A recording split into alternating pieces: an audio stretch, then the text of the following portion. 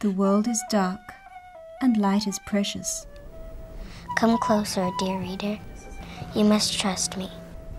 I am telling you a story, the tale of Despero, being the story of a mouse, a princess, some soup, and a spool of thread.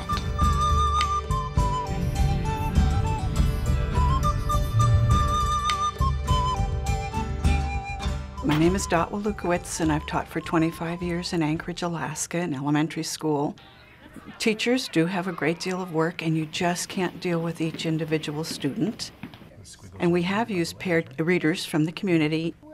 They really enjoy working with the kids, and once the kids connect with them, they really feel like stars in their presence.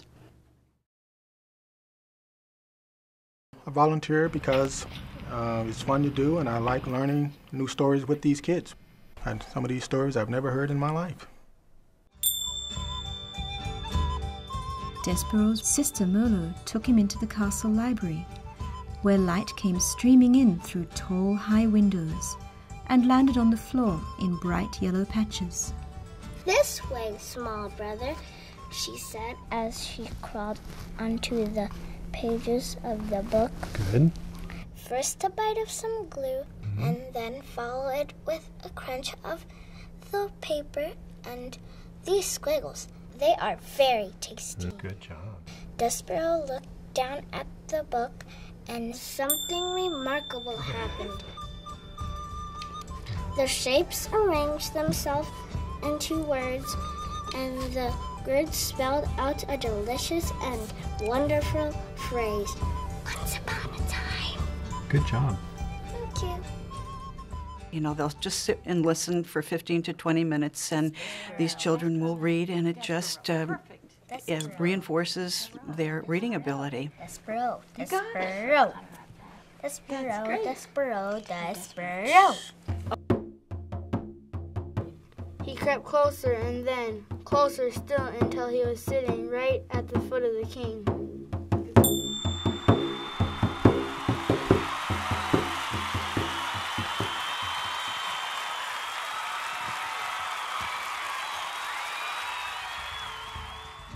Gently, oh so gently, the Princess Pea picked up the mouse in her hand.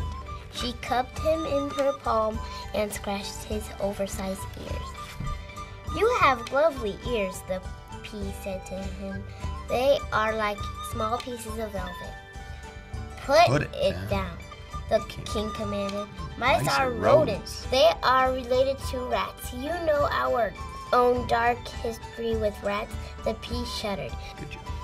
I will honor you, Despero whispered a mouse deeply in love, and for the second time that day, the mouse fainted.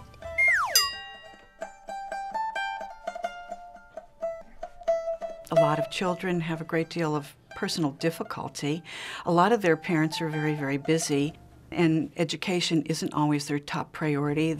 Most children don't get enough individual attention. People will come in, these volunteers will come in, and they read with them, and at the same time they listen to them, and they connect with them. Well, you're a very good reader, and it's fun reading with you.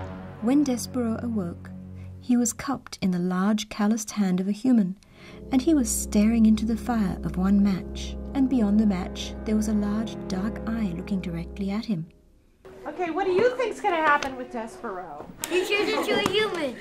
He's a mouse. The queen died in her bowl. Her face found the bowl, I think. The funny part was the part where the mouse could read.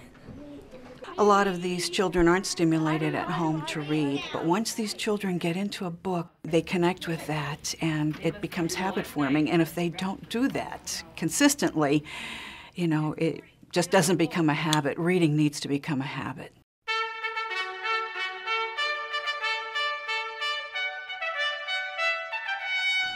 But as he stared up at the man, the door to the dungeon was suddenly flung open, and a thick and brilliant shaft of the afternoon light cut into the dark of the dungeon. Now that I'm a parent of 4, I have found that reading the same books over and over and over, it's amazing how many times they like to hear the same stories.